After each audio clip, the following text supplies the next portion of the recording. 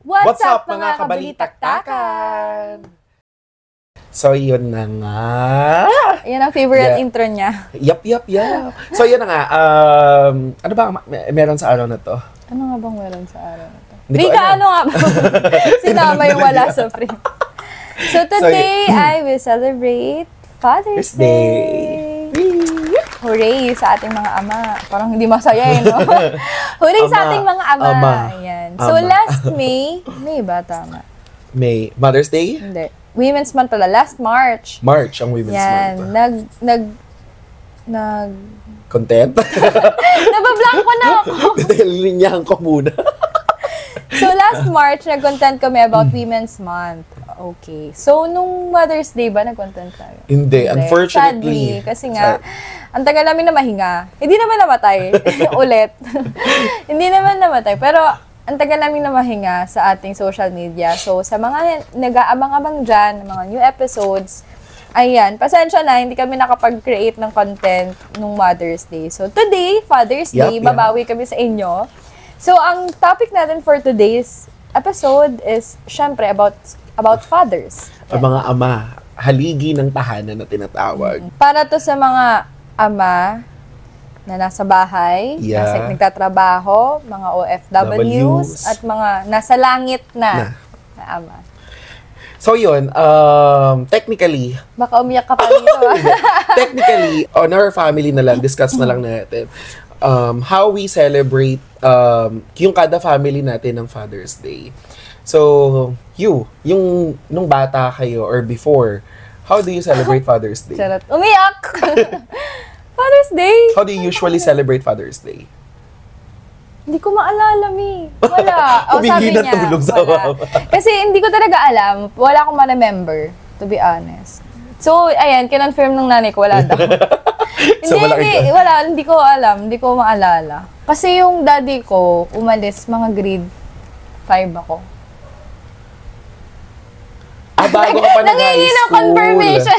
Bago ka pa nag-high school. Ay, bigyan mo na idea. Your father... sige, yung father ko ay nasa Saudi. Usually, Sunday naman. So, nagsisimba lang tayo. Ayun, nagsisimba lang daw kami usually. So, yung daddy ko ay OFW, civil engineer sa Saudi Arabia. And... 1, 2. Ano nga ba ulit? How do you usually celebrate the Father's Day? So usually, since grade 5 ako, bakit ka lumabas? Porket Father's Day. Yung topic. Binabantayan niya yung sasabihin ko. So, ayun. Correct pala gagawin. Ulit. So, ayun. So, Sunday kasi lagi. So, simba lang talaga. Hindi ko natatandaan. Hindi ko nga. Okay. Ulit. Erase. Grade 5 ako nung umalis yung daddy ko papuntang Saudi Arabia. Then, tuwing Father's Day, hindi kami nagse-celebrate as far as I remember. Kasi, bukod sa malayo siya, mukha naman kaming tanga nun kung bumili kami ng cake, tapos kami lang yung kakain, no? Then, kapag Mother's Day, syempre, sineselebrate namin, simba, kain sa labas. Kasi syempre, kasama namin si Mama. Mas nasa-celebrate nyo. Mas nasa-celebrate namin yung Mother's Day. Kasi physically, present sila. Yeah. So, parang hindi more than half of my life, parang wala siya. So, hindi namin siya nasa-celebrate. Pero dati, nung bata kami, parang ewan ko kung tama yung nare-remember ko. Pag Father's Day, di ba, ikaw binabatin namin? Ng Father's Day. Yung mga bata pa kayo. Oo, parang nagagawa kami ng letter ng Happy Father's Day, Mami. Parang ganun. Kay Mami. Oo, kasi may mga, hindi naman sa pero maraming mga single moms or single parents na tumatayo din. Na tumatayo sila bilang tatay at tumatayo bilang nanay. Or vice versa, na tatay sila pero tumatayo yung nanay. So, kapag ganon, parang kahit sila, yung family ko binabati nila ng Happy Father's Day yung mami nila or yung dad nila. Father's Day. So, parang kung sino yung tumatayo. Kasi not necessarily naman yung Father's Day at Mother's Day, biologically mo na sila lang. Na parents lang diba? So, Father's Day and Mother's Day are for those people na tumatayong nanay or tatay mo. Diba? So, kahit hindi kayo blood related, kaya nga nung Mother's Day, binati natin si Kuya Ronald ng Happy Mother's Day. Kasi tumayong nanay ni Eman. Ang ay, tatay, babatiin din namin siya Father's Day, no? Happy Father's Day, Kuya Ronald, ng choir. So yun, as for me naman, as for family naman, yeah, yung sa inyo din, same lang din. Ang ingay ng tako rin, sorry. We usually naman, yung Sunday din talaga. Talagang, Simba din. kasi kami, 5 a.m. kami, yung first mass talaga every Sunday usual. Regular Sunday, yun talaga ang family. Kasi yun ang gusto lagi ni Papa at ni Mama. So yun yung nakasanayan. Pag right after ng misa, automatic yun. Either babiyahin na kami, depende kung nasan kami. Basta ang lagi naming ending nun, kakain kami. Kakain kami, magbabanding kami. So, or, ang pinakagagawin is may luto si Mama. Pareho yung silang nagising ng maaga, may luto na. Tapos, bigla kami magkakainan sa bahay, literal, ng may handaan. So, usually, yun lagi ang nangyayari. So, paulit, yun lagi yung ganap naman. Kasi si Mama kasi, laging make sure yan, bawi niya kay Papa yun. Day ni Papa yun. Honestly, parang mas okay, mas pa namin yun kesa sa birthday technically. Kasi yung birthday, usual na namin na alam na may handaan yan. Pero yung Father's Day kasi, talagang kami lang yun. Walang ibang invited na ganap. So, mas solo namin yung mother tsaka yung father. Tsaka, kaya kung bakit ganun kami, kasi si Papa, ang hindi ko malilimutan, tuwing Mother's Day naman, laging magbibigay kay Mama ng bulaklak yan. Yun ang laging ganap nilang dalawa. Si Mama kasi hindi nagbibigay yan eh. Oo. Aside doon sa mag-uutos siya, hindi siya yung technically sabihin niya, bigay mo, ako mag-aabot sa asawa niya, hindi siya gano'n. Ang lagi niya ipapabili, make sure yan, cake na ube flavor. Naghahanap pa yan yung may makapuno. So, laging may gan. Kasi yun ang favorite ng tatay ko. Magka-taste kami ng tatay mo. Yun hindi lagi. ko magkakasundo kami. Yun ang lagi. Kasi joker siya namin sa family. So, ganun yung usual celebration namin. Wala namang na parang katulad nung iba na magarbo. Pero sa amin kasi magarbo na siya. Actually, kasi kami nga, hindi nga kami nasa-celebrate eh. So, parang, kasi hindi siya lagi, hindi na siya physically present sa'yo ng matagal na panahon. Pero yung akin kasi, lagi kasi siyang nandun. Not until ito lang. Pero ngayon kasi, hindi, ewan ko, o siguro dahil meron pa rin something nung nawala ang dad ko, kaya iba yung nagiging way of celebration namin for the Father's Day. Right after nun. Right now, ngayon pala naman nag-i-start siya maging okay eh. Pero, let's see kung paano. But, it depends on my mom, kung paano mong gagawin ito ngayon. Kasi ikaw na ang Tita Zero.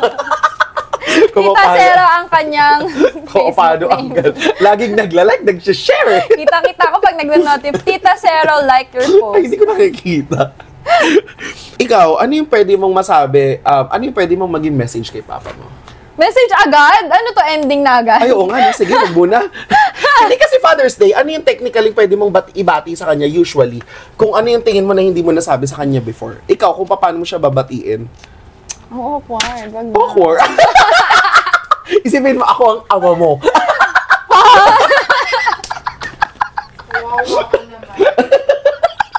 Hindi pa, siguro thank you.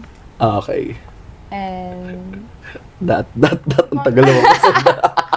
Ang tagal. thank you and happy Father's Day. Hindi, thank you syempre kasi umiyak. Hindi kasi syempre si Daddy ang namin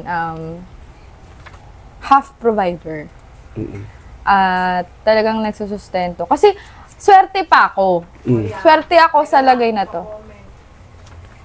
Swerte ka sa daddy nyo, aming daddy nyo, napaka-hands-on sa inyo. Ito nga, wait lang. Sasabihin ko pa nga lang eh. Teka lang po. Game. Teka lang ah. Yun yun, pag makalaki ko yun na magaling siyang mag-alaga. Hindi. Pero Teka hindi lang. kasi Uy, si linawin lang Daddy. natin. Ang comment po ni Miss Sheila Bauyon. ay responsableng ama si Mr. Bau yun. Yun. Hindi, kasi dati pa lang, kahit naman kapag may nagtatanong, Kakainis. Ang Kasi- bango ng kape. kaya nga ang sarap uminom. Ang daming patalastas! Hindi na natapos to! Hindi, kasi until now, ang dami, syempre, kasi siguro nakikita nila sa pictures na 3 lang kami lagi ni Mami. Parang ever since bata pa ako. Ever since na bata pa ako. May sarili siya. May sarili side comment. Pero, ayun, lagi nilang nakikita sa Facebook or sa social media na 3 lang kami. So, ang daming nagtatanong. Where? Where? Yeah. Lagi That's ko always- namang, ang lagi ko lang talagang sagot, yung daddy ko, hindi mabuting asawa. Pero mabuti siyang ama. Mabuti siyang ama. Siguro financially, nagkaroon siya ng lapses or gaps before. Pero now na medyo nakakaluwag-luwag na, yun na talaga yung consistent siyang nagsusustento ng diretso talaga sa amin. At dahil din naman sa kanya, kaya ngayon nakapagtapos kami sa pag-aaral. So, very thankful and very glad. Tsaka dati nung bata ako, since konti lang din yung memory ko kasi 'di ba? Konti lang. Oo Hindi, naman, mabilis lagi. ka na kasi. Mabilis ako makalimutan. Mabilis ka naman. Yun na nga, isasabi ko. Baba yung gigabytes. Sabi din nila dyan. 5 seconds lang doon memory ko, sabi nila. Pero, ayun, konti lang din yung memory ko. Pero lahat ng memory ko about sa kanya is yung talagang hands-on sa bahay. Mayat-maya, naglilinis, taga-luto, taga-plancha, taga-laba. Ganun siya kapag nasa bahay siya. Magawa Tsaka siya, makilos siya. Kaya ang tawag namin sa kanya ay Mang Kepwing. Ah, Kasi kasi maano siya, makumpuni siya, Makumpuni. maano siya sa bahay talaga. Magalaw. Unlike sa, parang feeling ko, swerte pa ako sa sa lagay na to. Sa lagay na to, parang dinowngrade. Hindi, pero para sa akin, swerte na ako kung ikukumpara siya sa iba. Kasi kahit naman may mga family struggles kami, kahit pa paano, ayun, nakapagtapos kami ng pag-aaral dahil sa pagsusumikap ng parents ko. Pero unlike kasi sa iba na yung tatay or yung nanay kapag naghiwalay sila, wala na silang sustento na nakukuha at all. Or Pinabayaan na technically yung pinabayaan mga na talaga bata. sila or wala na silang kahit emotional or mental support or spiritual support. Any kind of support. Any kind of support, wala na sila. Pero in our case kasi, ang naghiwalay lang kasi sa amin is Sila yung lang. parents lang namin. Hindi kayo yung relationship niyo sa parents. Pero yung relationship namin sa parents namin, hindi. Tapos, nagkakaroon pa rin kami ng communication na maayos. So, yun yung parang pinaka-tinithankful ko na palagi ko din namang sinasabi sa kanila, ang swerte niyo sa amin. Kasi kung iba to, syempre, nagrebelde na sila, di ba? Which is true. Pero hindi kami nagrebelde. At nakatapos kami sa pag-aaral. I mean, may mga moments siguro na Kapag di mag-rebelde ka, so upakang kita. may Hindi mga nagko-comment, no? may mga moments kasi talaga na hindi natin may iwasan na may mga magagawa tayo. Pero it doesn't necessarily mean it's all the fault ng mismong parents. Kasi sometimes, di ba, sinasabi nila, pag may nakita silang mali dun sa isang tao, ang laging connotation ng Pinoy Ganyan is, ka ba pinalaki? ganyan ka ba pinalaki ng magulang mo? Laging ganon eh. Laging ganon yung hindi ba pwedeng, hindi ako ganon pinalaki, pero gumagawa kasi ako ng sarili kong way. At kung magkamali ako, akin yun. Di ba? But it doesn't necessarily mean, ganon nila ako pinalaki. Di ba? Kahit ako naman, dumating ako sa point na, may mga kalokohan din ako na gulo, ganito, ganyan. Pero, it necessarily mean, ganun ako pinalaki. Kasi, Tsaka wala namang perfect diba? parents. Wala talaga. Pero, they are trying to be. They are making sure na giving their best. Iba-iba kasi sila ng best eh. Iba-iba sila ng way kung paano. Hindi Tsaka not everyday, alay. same sila ng level ng best. Totoo naman. Iba. Minsan sa kanila, yun yung pinaka-best nila. Kasi it depends eh. Kung paano yung relationship na meron tayo sa kanila din. At paano din yung naging ganap nung tayo sa kanila. At sila sa atin, vice versa. Naalala ko dati nung first uwi ni Daddy sa... Ay, first ba? First or second na uwi niya dito sa Pilipinas galing abroad. Kasi parang, syempre, ewan ko kung ako lang yung anak ng OFW na gano'n. Nakakatamad talaga na makipag-video call, na makipag-chat kapag nasa OFW yung tatay. Hindi ko alam kung ako lang ba yung gano'n. Pero nakakatamad talaga makipag-chat kapag malayo. Yung parang, syempre, hinahanap mo siguro kasi yung presence. Unlike dito, kunwari, kapag uuwi ka sa bahay, nandyan si mami, uy, alam mo ba, ganyan. Hindi ka good sa LDR kasi. Sa bagay. Yan. Appear. Alam ko yan, same tayo. Pero ayun nga, so parang nawalan kami ng constant connection for ilang years. Tapos, tsaka siguro sasama din ng loob kasi syempre ang dami ding nangyari sa family circles namin. Tapos, umuwi siya. Kasi ito nakakatawa umuwi siya dun sa tita ko, sa kapatid niya, sa Pasig. Tapos hindi niya sinabi, alam lang namin na uwi siya, pero hindi namin alam kung kailan. Hindi din siya nagpasundo nun sa airport. Parang nag-taxi na lang siya pa uwi ng Pasig. Tapos kami ni Kuya, nag-usap kasi syempre parang it's been so long since we talked to him. Even sa online wala kaming communication. Tapos biglang uuwi siya one day. Tapos biglang kami ni Kuya parang, hala, sasabihin natin, ano yung ganito, ganyan, ano yung ganyan. Paano mo siya babatiin? Ano itatawag mo sa kanya? Parang ganon. Nandun yung overthinking na ganap. Oo, tapos hindi namin alam paano kami kikilos sa harap niya, kung paano siya tatawagin, kung anong, parang paano siya i-greet na, tapos nagpa-practice pa kami ni Kuya, parang ganito kaya sabi mo, hi! Ganon! Gumaganon kami. Hi, kamusta ka po? Parang gumaganon kami. Kasi hindi namin alam ano sasabihin. Tapos nakakatawa umakit siya, ganyan. Alam mo, pagpasok niya sa condo ng tita ko, naku, ganun lang kami ni Kuya. Tapos siya nag-unpack ng mga pasalubog, tapos kami nakatayo lang sa gilid. Hindi namin, nag-bless lang kami, yun. Tapos, pero hindi na, parang wala pang, siguro hi, hello. Pero walang, uy, Mare!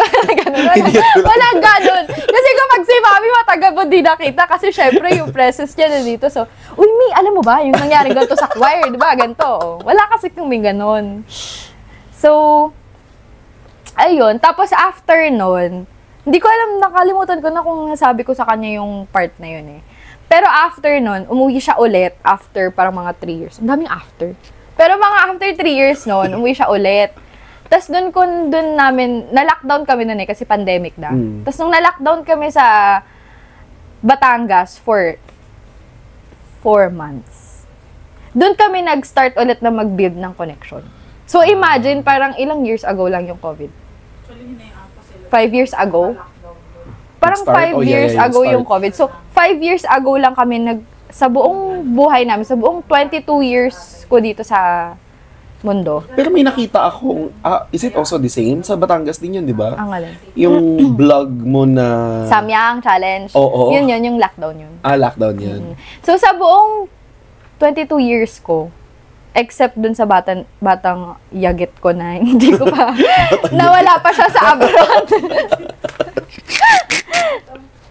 Doon lang kami nag-start mag-build ng connection. Tapos doon kami nag-catch up what happened to us for the past 12 years of our lives. Parang ganun. Doon kami nag-start na magkaroon ng connection talaga. Ayun. So, ganun kahaba yung naging gap. Pero, I mean, yun yung masasabi mo na at least dun sa 4 months na yun, within 4 months, may nabago. Laki. Kasi nakita ko yung video, parang hindi ko ma-feel na matagal kayong hindi, hindi nakita. Yung joke time doon, yung biruan, yung baliwan na ginawa nyo sa Samyang, na may pinagdaanan palang ganun katagal din. Ang dami naming nasabing masasakit na salita before kami humantong sa ganung point. Sa lahat ng mga naging pag-uusap namin, sobrang dami naming tampuhan, ganun. Hanggang sa mapunta kami sa ganitong point ngayon. Oh my God. Bakit kami? Iyak? Anak ka ba? Hindi. Hindi pala. Hindi, I mean, yun kasi yung point na masasabi mo na grateful ka pa din. Kasi despite the fact na may pinagdaanan na gano'n, you ended, I mean, hindi naman ending, pero right now, nandun kayo sa point na, okay na kami. Okay na kami. Yun yung masasabi mo. Okay na ako. Okay na ako? Ako lang, kasi technically, hindi mo masasabi kung anong feeling ni kuya mo eh. Hindi nga. It's him. Pero yung sa'yo... Pero nag-usap naman kami ni kuya. Ano ba to? About Father's Day pa ba to? O about sa amin ni kuya? So technically, we're involved eh. Involved kasi tayo eh. Hindi, pero nag-usap naman kami ni kuya. Tapos, actually, kapag nag-uusap kami ni kuya, mas nafe-feel ko pa na ako yung mas affected. Siguro kasi I grew up na daddy's girl ako. Si kuya kasi ever since, makamami yan, siguro kasi ganun talaga pag lalaki. Lagi daw. Tapos pag babae daw, talagang lalaki. So lalaki talaga ako, makamama ako eh. Oo nga, lalaki ka. Kasi makapapa din ako, hati talaga. kabati. Nung bata Pero, siya, ayun nga. kabati, nung bata siya, sabi niya, wala pa siyang isip masyado. Sabi niya, huwag kayo maghiwalay ni daddy. Sabi ko, bakit di kayo maghiwalay? Sabi niya, bakit di kami pwede maghiwalay? Sabi niya, kasi Walang wala kakarga kang sa akin. Tsaka dati kapag, ito na, may naalala pala ako memory. Kasi grabe yung memory ko, no? Yung sinasabi Kailangan ng kailangan ng 1 terabyte. Pero may naalala ko memory, parang, nung bata ako, parang mga elementary, siguro grade 3, 4, hindi yun grade 3, kasi nasa Batangas ako. Mga grade 4, ano, na pag-uwi sila mami niyan, tsaka si daddy, magte-text sila na, malapit na kami sa bahay, tapos magtitimpla na ako ng kape. 'Di ba? Para pag uwi nila sa bahay, Meron na sila. may kape na sila, inom na sila ng kape. Inday. Inday, timpla mo ako kape, pauwi na kami. Ganyan. Ayun, yun lang yung naalala ko memory. Yun lang Pero nailapag mo ng buo. Yun lang, isa lang kasi na memory yun. Isang buo kasi siya na pangyayari. Kaugnay dun yung mismong... Kasi I mean, masasabi mo limited, pero dahil dun sa bigat nung naging lapses at the same time, and then nung... Naging core memory siya. Oo. Siguro. Technically. Kaya Kaya naalala nabit-bit ko pa mo siya. Kasi, Yung sipin. harutan nyo on bed, di nyo naalala? Hindi na.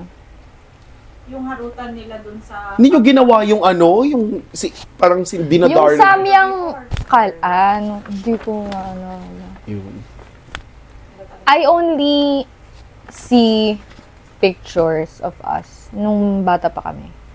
Pero wala na akong maalalang memory. Parang medyo blurred. Blurred na. Or hindi ka na sure kung yun talaga. Hindi, not sure. Hindi ko alam kung panaginip siya or nangyari talaga siya or Ayaw mo nang alalahanin. or kasi nakatago siya sa... May ganun kasi, di ba? Totoo Yung parang naman yun. may tinago ka na Sometimes memory. hindi naman siya nangyari, pero nangyari siya sa utak mo. Alalahanin kasi ayaw mo ma-miss. Hindi ko sure. Medyo pag, kunwari, may memory ako na, parang naalala ko siya, nangyari siya nung. Pero hindi ko ako sure kung panaginip siya or totoo Or siyang nangyari. reality siya or Oo. what. Hindi ko siya ma-distinguish. Ano yung tingin mo ng pinakamaalala mo ngayon kay papa mo na pinakalagi niyang nagagawa or nasasabi? Ano may usual? Kumbaga meron tayo, for example, sa so, yung mga habits na laging ganun yung ugali. Habits? Aside sa lagi siya The nagkukumpuni. Hobbit. Pero meron akong okay lang ba yun? 1 lesson? Meron akong 1 lesson na sinabi niya nung, siguro, sobrang bata ko pa na, siguro mga grade 2. Mm. Hanggang ngayon, dadala ko siya. Ang sabi niya sa akin, wag na wag mong kakalabanin yung parang makikipag-compete sa ibang tao. Lagi kang makikipag-compete sa sarili mo. Para pa-better ka lang ng pa-better. Ganun. So simula nun, kahit sa school, kahit saang bagay, ganun. Hindi ko iniisip na competition siya. Or hindi ko iniisip na rival ko yung mga classmates ko or yung mga mga ka-org ko, ganun. Iniisip ko lang, Sarili mo. may mas mabe-better pa ako, ganun. Parang nadala ko yung value na yun hanggang ngayon. Ayun. Na hindi ka nakikipag nakikipag-away. Baka ibang na yan, buisit ka. Ayun, tsaka, si daddy kasi, mahilig siyang, pang hilig niya. Gitara. Oy, yung banding na yun. Yung nakalimutan mo yun. Nagigitara pala siya. Yung gitara siya. Pero yung part na kasi na yan, during the pandemic era ko na siya Hindi nagawa. Hindi ko na maalala before na. Gitara kayong tatlo. Hindi jamming kayo sa taas. Hindi sa kayong gitara. Wala talaga, blurred na. Fudge, I can't remember anything Wala na. from my childhood. Mag-ano ka na kasi, mag-add Memory ka na. blast code. Hindi, mag-add ka na storage. Parang kailangan ko na bumili ng bagong utak. Parang panibagong storage.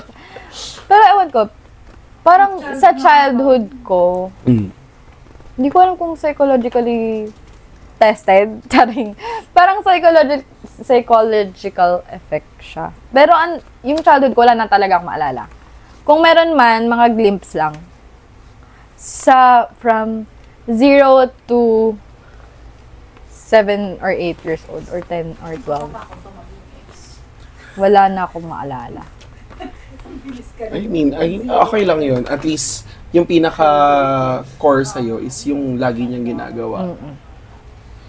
Ayun. Kasi yung time naman nung sa akin, ang laging ginagawa lang ng tatay ko, never na malengke nanay ko mag-isa. Or never, hindi, mali pala ako, sorry, bakit correct ako ng nanay ko.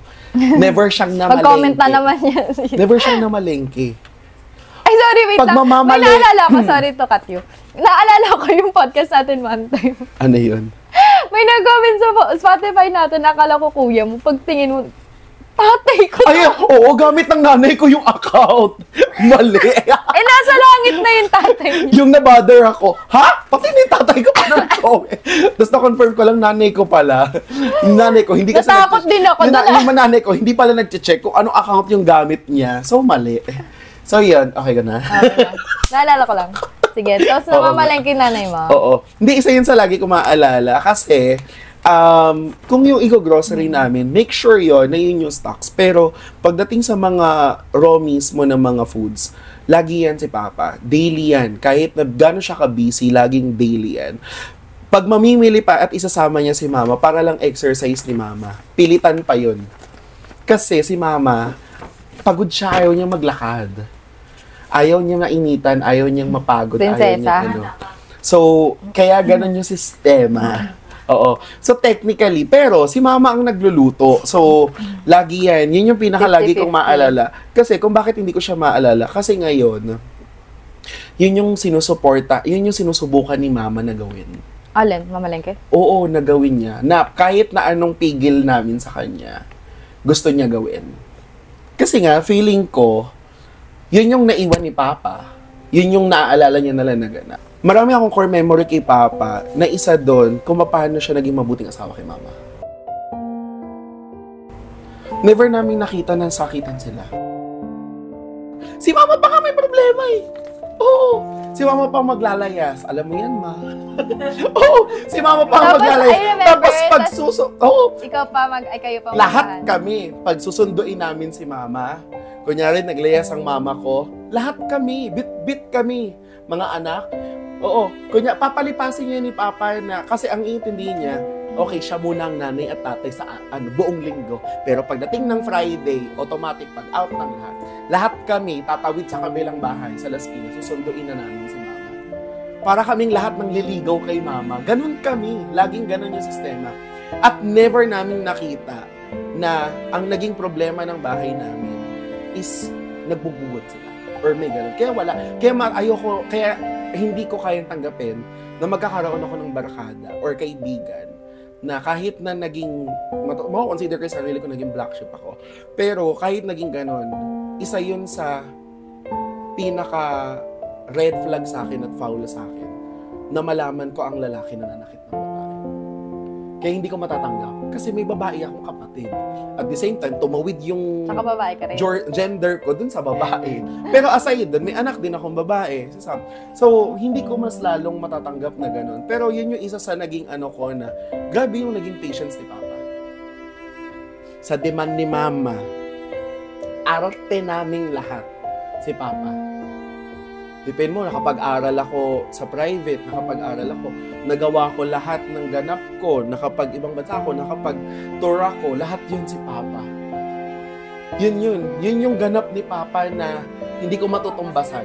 So, yung naging sacrifice niya, mabigat. Pero never niyang pinaramdam sa aming anak na mabigat. Kami nga nung unang sumahod kami, nung buhay si Papa, ang lagi pa niyang, bibiruin niya pa kami. Oh, anong sagot mo? Pero walang yun. Wala lang, kasi ang habol ni Papa, hindi mo kailangan sumagot sa bahay. Kay Mama mo ikaw magbigay.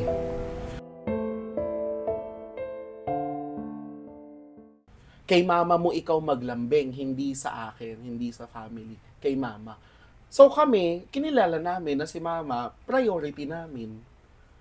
Kahit na nung time na yun na hindi namin alam. Pero nung time na sabi ko nga nun, kung bakit ganun kataas yung tingin ko dapat sa lalaki sa family. Because of my father. Standard. Yun yung naging standard ko. Na, hindi ko naman sinabi, pero ang hinanap ko sa isang lalaki para sa mga kapatid ko, sa kapatid ko at sa kaibigan ko, sana yung lalaking mahaba ang pasensya.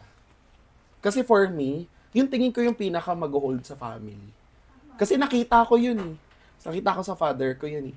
Kasi hindi perfecto family namin. Maldita nanay ko. 'Di ba? Pag nagalit mama ko, machine gun. 'Di ba? Literally yun, lahat kami. Lumina. Literally yun. So, hindi ko, yun yung nakita ko na, grabe yung pag-hold niya ng family. Yun yung masasabi ko na, I'm grateful na, yun yung kinalakihan kong tatay. At yun yung nakilala kong papa na kahit ulit-ulitin, sabi ko nga lahat ng family, kahit ulit-ulitin, ako, Yung sila pa rin yung panipipiliin hihilingin at hihilingin ko pa rin. Kasi si Papa, of all people, siya ang unang nagsabi sa akin na, hindi mo naman kalaban sarili mo eh. Mula nung never akong umamin sa family na, ko. Kahit naman di ka umamin, be. Oo nga. Pero hindi kasi basketball player nga ako. Oo, hindi mo talaga malalaman. Basketball player, leader sa Boy Scout, lahat ng panglalaki. 'Di ba? Hindi mo malalaman. So, akala ko noon madidisappoint si Papa. Or maybe oo, pero hindi niya pinaramdam sa akin. Yun yung pinagpapasalamat ko kasi yung support na binigay niya buo. Hindi niya ako binitawan, hindi niya ako no, hindi yan pwede. Except sa studies. Pagdating sa academics, dun siya mahigpit. Yun lang naman yun. Yun yung naging laban namin kasi siya ang tutor namin. We never had the experience na ang maging namin, maipapatrain kami sa iba o tutor. No. Siya ang tutor namin. Math, etc. Lahat yan ng klase siya. Kasi yun ang master niya Din magaling siya So, wala kaming problema. So, kaya nung time na nawala si Papa, ang pinaka nangyari sa family namin, Napilay. ang lalang pilay. As in yung parang tipo naka-wheelchair na buong pamilya bumagsak dahil dun. Kasi hindi namin alam. Kuya ko hindi alam paano din siya magiging, kasi sa akin, we cannot replace our father. No one. Nobody from our family side can replace him. But, ang ini-expect namin noon, there should be someone can stand the family. Alam mo yun, who can stand the family? Kasi, grieving moments namin. So, it's really hard. Pero, I think, naitawid namin siya because nakita namin yung struggle kay mama. Kasi kung hindi namin nakita yun, I don't think na magkakaisa pa ulit kami. Kasi nagsira kami magkapatid Nagkanya-kanya kami ng isip. And then, hindi naman, but on my case, I almost forgot na, may mother pa pala ako. Na, Nagigrieve din. isa lang ang namatay, pero may isa pang naiwan. So, yun. Kaya, yun yung sinabi ko na, And out of all of you, I think your mother is the most affected. oo, totoo yun. Pero, pinaka naging kasalanan ko pa nun, nung iniwan ko sila. Kasi for me, I don't think I understand them Nobody can understand me at the same time. Because nobody can feel na parang I'm grieving. Kasi hindi nga nila ako nakikitang ganun Until one day na bumigay ako sa lahat. Na nagwala ako or what. Doon lang nila nakita na, I'm grieving pala. Puno lang ako. So yun yung technically na sabi ko, I don't want to happen na, I already lost my father. I don't want to happen na, You'll lose your mother. I'm going to regret na because I already made I made the mistakes nung lumipat ako Pero, 'di ba? Nung miwalay ako because of that. Nakalimutan ko na hindi lang pala ako nasaktan. Kung baga ang pinaka nasaktan sa amin yung asawa. Bago ang kasi sila ang nangako sa isa't isang magkasama At siya ang habang nauna buhay. bago kayo. 'Di ba? Yun yung pinakamasakit. Kaya nga sabi ko sa akin, mas gusto kong ako unang mawala kaysa mother ko. Ayoko. Hindi ko kaya na mauna mama ko. Already married sa father ko at mother ko. Sa kanila. So, hindi ko naman pinangarap magkaroon Dumating si Sam, okay na ako. So, hindi ko pinangarap na magkakaroon pa ng ganun-ganun. Ayun. Kaya ayoko naman yan. Kaya ngayon, Happy Father's Mama. And Happy Father's Day, Papa. So, yun. Nakakala ba yung tissue? My God. And then, while we're having this, na tissue moment ko, my God. Ano muna? I'm Let's so go ahead. speechless. I cannot. And then, let's Say go it. ahead and then play what are the what are the other fathers that we have sa members namin na Yeah. choir. Ano yung masasabi nila, and then it goes like way kung ano yung masasabi nila dun sa mismong interview din. And then that's it. We're going Roll back. VTR.